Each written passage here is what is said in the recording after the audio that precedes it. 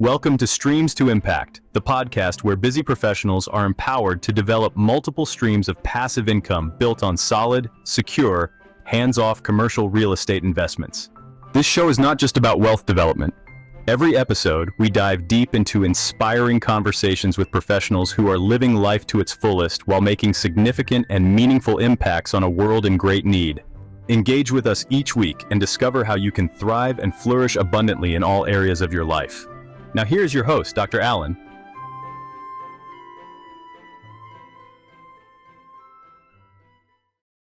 Hello, enlightened investors. Welcome back to Streams to Impact. I'm your host, Dr. Allen. Thank you so much for being with us again today. Today's guest is the visionary founder and CEO of SoulStream Media, LLC, and she's the powerhouse behind MindBodySoul magazine.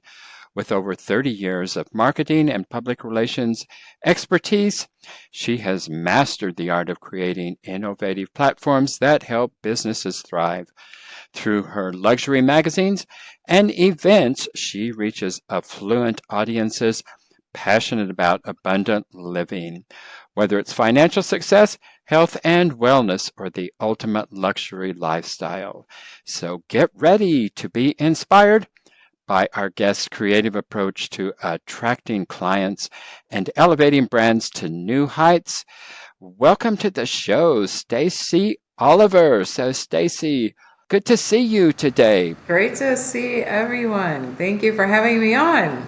You bet. We are glad to have you with us. So, let's just get right into it. So, Stacy, you've been doing this for 30 years, and so give us a little bit of background into how you got into the space of MindBodySoul magazine. Well, I have had 20 years of publishing health magazines. Before that, I was actually in real estate in my 20s, and I've been publishing health and wellness magazines since 2004. So I was 29 years old. My first husband died of leukemia, which was a shocker. I'm 56 years old now. But it was eye-opening to enter that world or be drawn into that world of, that level of illness. Leukemia is a cancer of the blood, so to speak, in layman's terms.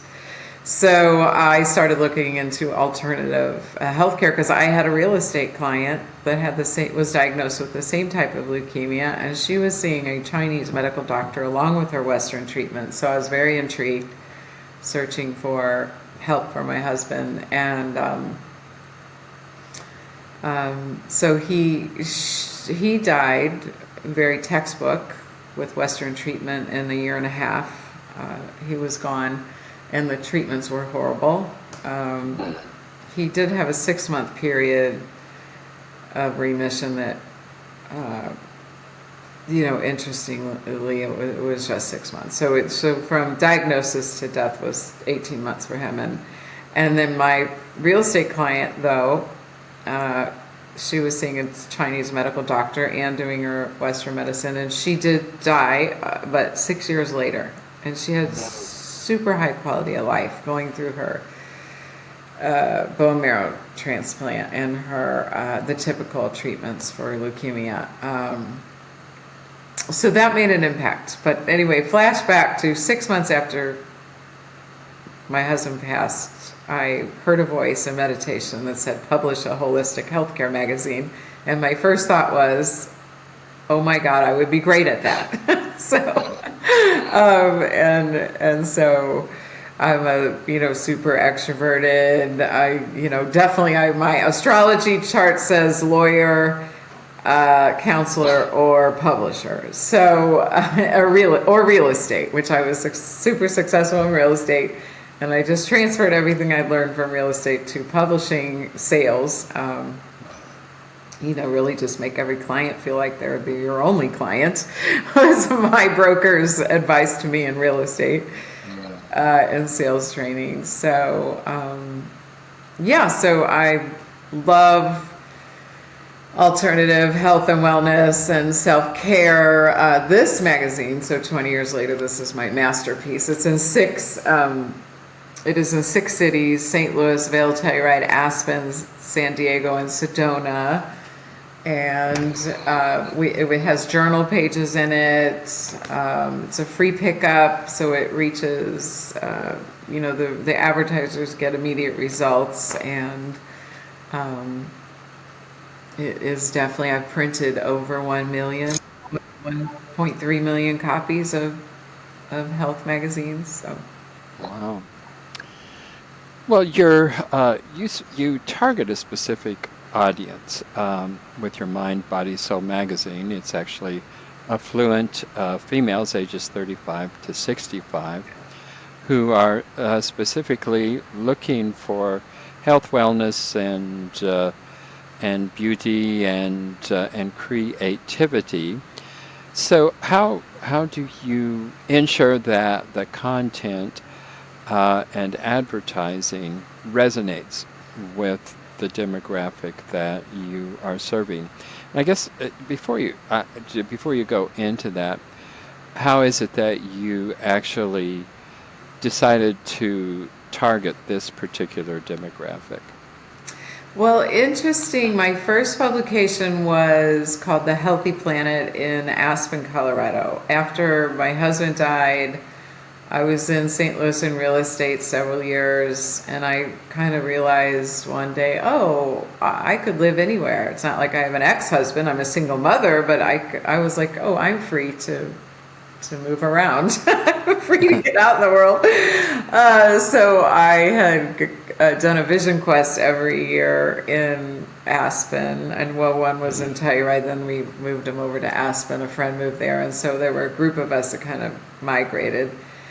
And I thought I would do real estate there, and I immediately saw that there was not a resource, a magazine to find my massage therapist or my psychological mental health therapist. And I was like, interesting. So I called the Healthy Planet in St. Louis, and I paid them for the rights to use the name in Colorado, and launched the Healthy Planet Aspen edition.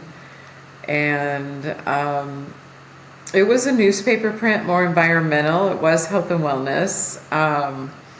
So Aspen is just affluent, like everything is there. This is this little capsule of affluent people. So it has 100 billionaires right now. So very, very interesting market there.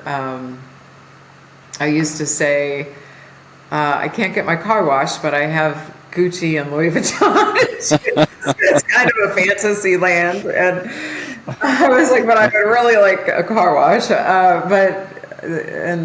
So, yeah, very interesting spot on the planet, really. And because you just have beautiful nature and hiking, and it's just gorgeous. And of course, the snow skiing in the winter. I really only go there in the summers now. But so of course that target market, was appealing, and I saw how the difference between my target market and the St. Louis Healthy Planet target market. It's definitely more granola. So I wanted to merge. I wanted to reach mainstream women who were getting breast cancer, and I wanted to give them some options for healing, because I believe that every physical illness has an emotional base background, and actually it's from the heart. I have my Chinese medical doctor, Dr. Lily in St. Louis. It's different from Dr. Ginger, was who my real estate client said. Dr. Lily said her teacher back in China, and Dr. Lily has a Western medical training, but she has gone back to her roots and just does acupuncture. And she said to me this last visit, I was in St. Louis, and then when I'm there, I always pack in like 3 Dr. Lily visits to just keep my health. I'm all about preventative, right? And having a lot of energy to run a magazine in 6 cities and all the travel that it takes, I've really had to up my physical health game, and my energy game, or clean it up, so to speak. So she said this last visit, I'm laying on her table and have the needles in it. She said, we were chatting about that, my belief that it's all emotional. And she said her teacher in China, back in China, said it's really even everything's from the heart. So that's super emotional. And they say, as Greg Braden says, there's more power and energy coming off the heart than the brain. So it really goes back to that deep emotional, connection, or have we cleared up our emotional, life from our childhood? That, we were raised by human beings. We're going to be a mess. Okay, everybody. My son, as conscious as I was and doing vision quests and sweat lodges and working on my emotional life, my son has picked up, I was young and crazy too. And a single mom, terrified single mother, owning a business, So my son has his issues from being raised by me. I hope he doesn't see this. He hates when I talk about him. So anyway, of course he's lovely. My whole point is, I don't care if you were raised by Mother Teresa, you're going to have issues. She frankly was, anyway, so I'm not going to say anything about Mother Teresa. She was amazing. So anyway, so the emotional element to every dis-ease, any dis-ease in the physical body. So why did I get off on this tangent? What was the question? I hope I answered it.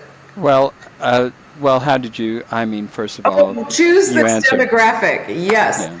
So I had my first magazine for 4 years, The Healthy Planet. My Healthy Planet was in Aspen. I was the affiliate publisher, which I have another point. This is going to go full circle to what I'm doing today, and how I have the magazine in 6 cities is through this affiliate publisher business model.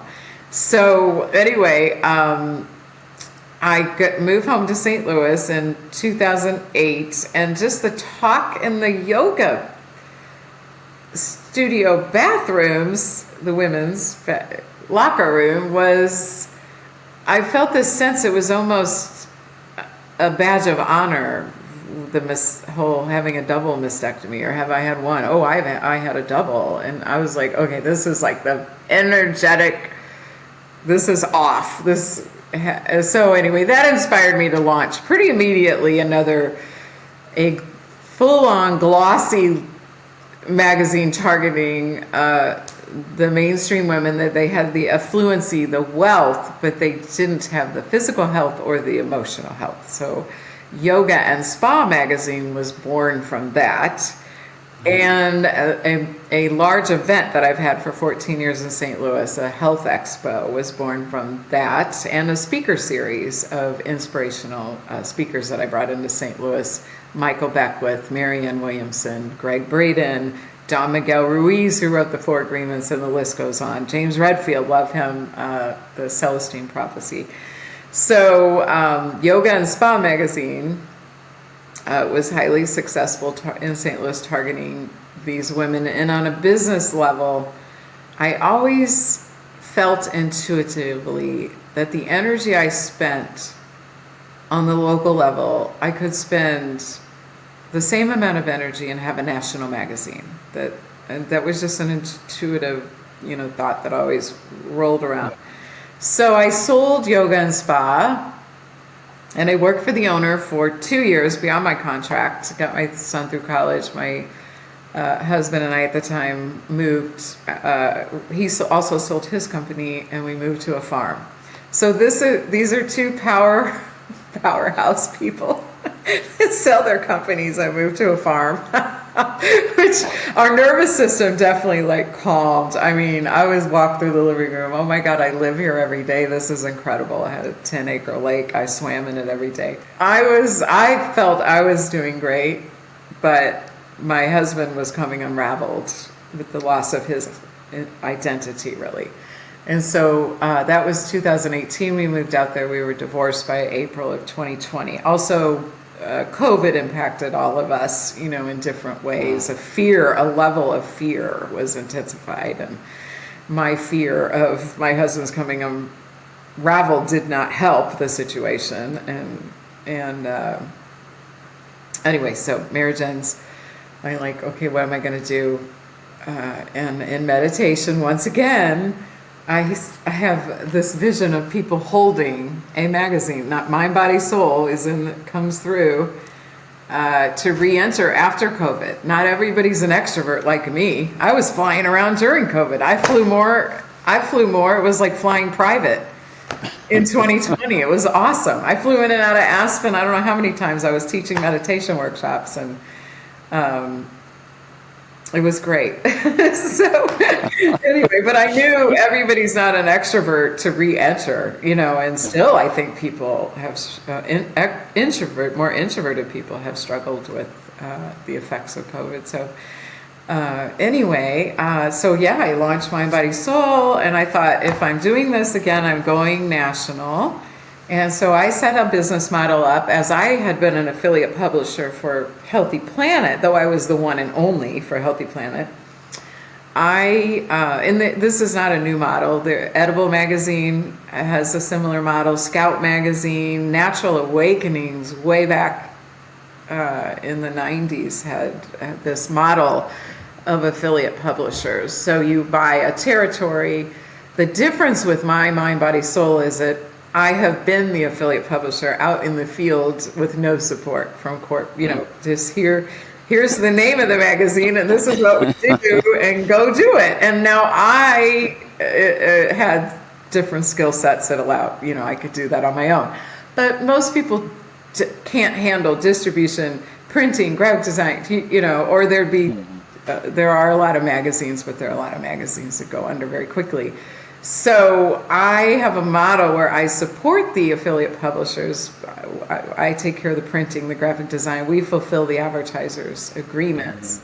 And they can be free to do what they're great at, networking, just, being the face of the magazine in their city. So that's, and it's, we created a model so that they get their buy-in back within their first or second issue within 6 months, and the rest they get a net of hopefully at least $200,000 their first year and more after that. So fascinating journey through a lot of challenges, inspiring challenges, and could be devastating challenges. Divorces are not fun things to go through, and no, but there's certainly an opportunity for growth. And I'm super happy that blew up, because I was like, okay, opportunity to lean in. And oh my God, I'm a different person today. And I just love it. I love who I am today. I'm way more authentic. I wanted to say also why I chose this target demographic of women. I think I wanted to be those women. And I did. I married a super wealthy man, older man.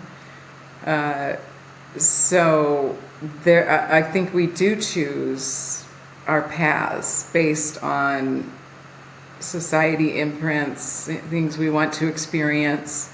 I wanted to experience that level of prosperity and wealth, which was great. And so the great thing about that marriage was he was one of the top merger acquisition firms in St. Louis. So I, like, through osmosis, just like, or I'm just kind of like that. I'm a sponge when I'm around people, whoever I'm around, and they say we're an average of the 5 people we hang out with. But me, it's way more intense. So listening to his successful business stories and attorneys and CPAs that he hung with, super successful people in St. Louis, it elevated me. And then I elevated him on an emotional, spiritual level. So we both, together, it was great. We learned together, we rose together. And then really with his selling his company and some other personal things that also happened, he really chose to go back down to what was more comfortable emotionally and spiritually. And I have continued to really rise and ride off of that energy of, wealth and prosperity that I was blessed to enter into with him. And I'm really into this. We're the average of the 5 people we hang out with. So I just want everybody, if you take anything away from that today, the listeners, that is one thing. And then also, so wanting to be these affluent women, on the external level, I also targeted them for my advertisers, because these are women that are spending $4,000 to $6,000 a month. And I bet if I add up what I spend on my health, my yoga classes, my fitness, strength training, really my home, I'm single now, my home, and, our beauty regimes, our spa trips, our coaches, our health coaches, our wealth coaches, our business coaches, I bet I'm in that range of $6,000 a month.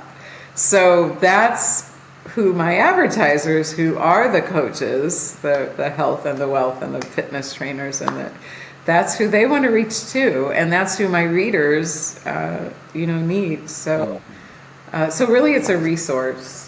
There's even there's a whole resource section. So whatever you want to level up in your life, your whether it's your business or your health or your emotional or your relationships, that's in the MindBodySoul magazine. I hope that makes sense. Answer.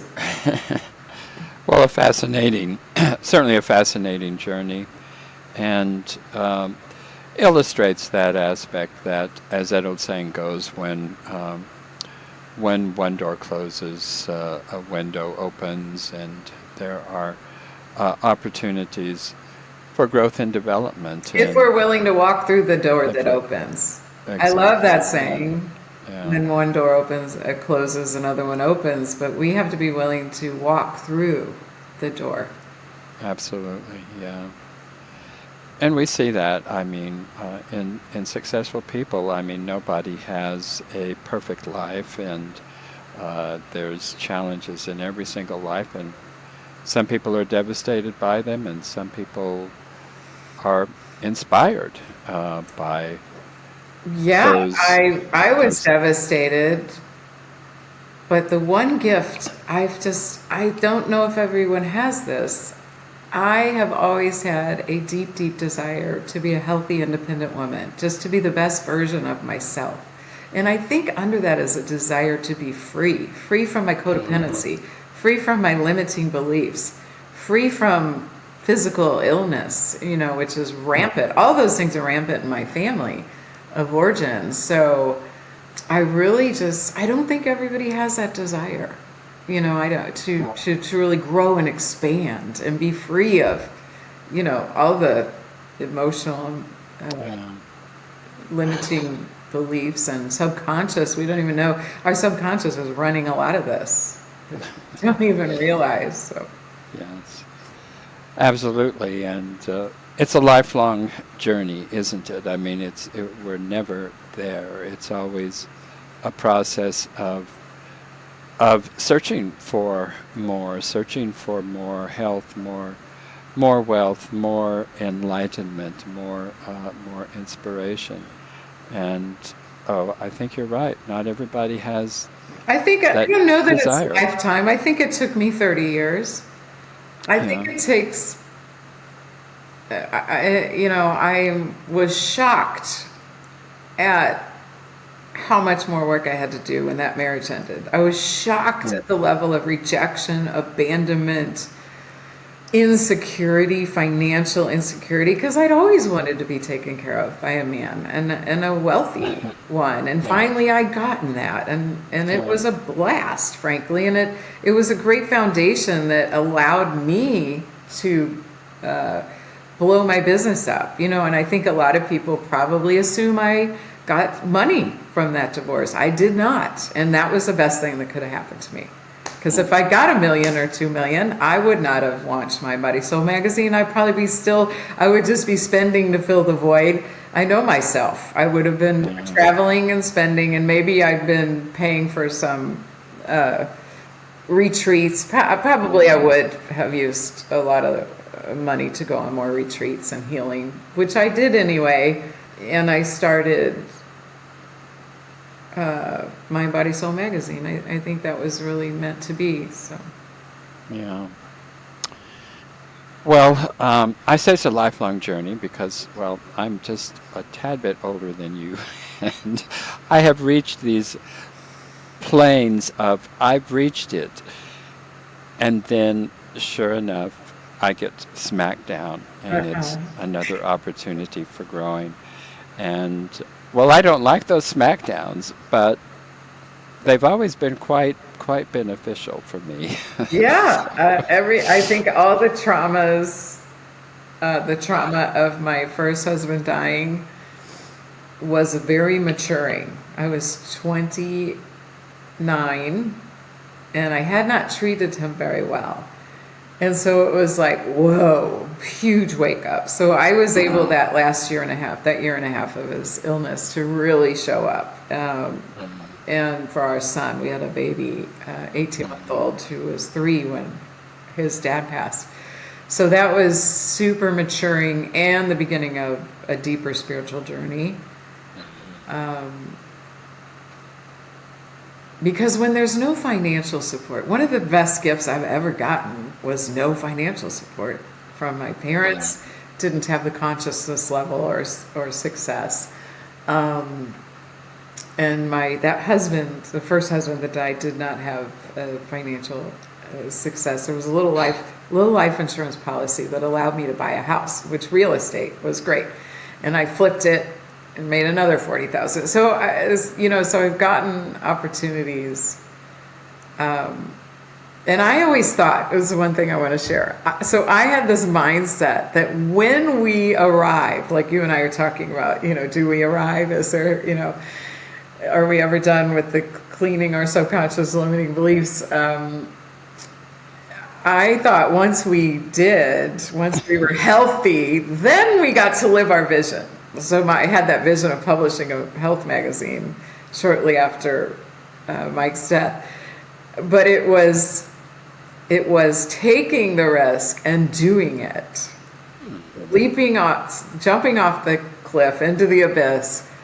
I'm going to publish a magazine, signing the papers with Healthy Planet in St. Louis, putting that little bit of money into it, and then not knowing what the hell I was doing in business or publishing, and learning, by fire. And it was that journey that transformed me into healthy, wealthy, happy, fulfilled.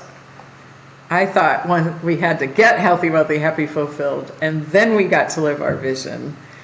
And some of that's true, but it was just doing it, taking the risk, and same with getting into real estate. I was 23 years old and I took the risk. I got my real estate license, and you don't know what you're going to fly or crash in real estate. But my advice for your real estate listeners are, just keep showing up. To show up, and you're not going to sell. I always thought you're not going to sell any houses. I listened to everybody around me, the successful agents in the office, and they would say, you're not going to sell any houses sitting in the office. But I did do all the phone duties and all the open houses, and I just got out there and showed up. And after about 3 years, it blows up because you have a following. I felt like. Now, I was in residential real estate. I felt like my entire 12-year residential real estate career I lived on 20 clients. It felt the same 20 people I was in my 20s, remember? So then 5 years later, they would buy another house, and they were just calling to refinance or sell every 2 years. It felt like the same group of my clients. So, So, talking about you started off talking about your 5 closest associates. Well, it's those close relationships that make the difference there. Yeah, and I have a high renewal rate with advertising. I was just making the connection. I have a unusually high. Usually 50% of advertisers are unhappy, 50% are happy. I had I would say an 80% renewal rate of the magazine in St. Louis. The national magazine is a little harder because I haven't had financial backing, so I have had some serious struggles with the national. But it's all forced me to learn to level up as even a new level as a woman business owner. So. Yeah. Well, I'm sure you're going to be successful at the national level. This has been a wonderful conversation, Stacy. Really enjoyed getting to know you a tad bit better here. Before we close out here, tell us about the discovery call and how we can get in touch with you to take advantage of that. Oh, if you're interested in being seen in 6 cities, if you have a business you'd like to market in our cities, or if you're looking for a business opportunity and would like to be an affiliate publisher, you can email me at marketing@mindbodysoul.media. That's marketing@mindbodysoul.media, or you can go to mindbodysoul.media and there's a portal and that you can schedule with me there. Well, Stacy, thank you so much. It has been a real pleasure being with you today. Thank you, Alan.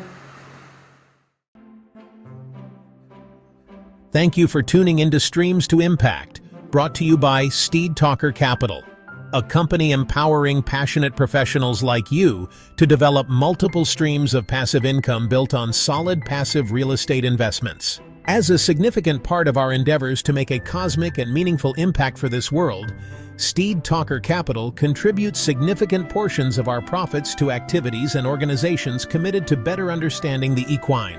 These endeavors attempt to enhance the treatment of horses worldwide.